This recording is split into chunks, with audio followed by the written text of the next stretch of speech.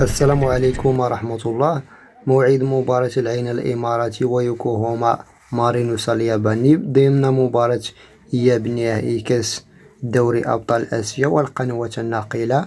موعد هذه المباراة أصدقائي الكرام هو يوم السبت 25 من مايو 2024.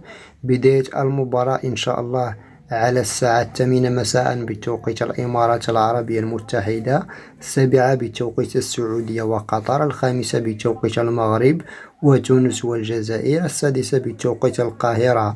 القنوات الناقلة للمباراة قناة اس 4 اتش دي، الخامسة الاتش دي بتعليق محمد حسين أدردور، وقناة اس 1 اتش دي بتعليق فارس عوض وعلي سعيد الكعبي، ضمن المباراة النهائية التي سيحتضنها أستاذ هزاع بن زيد بالنادي العين.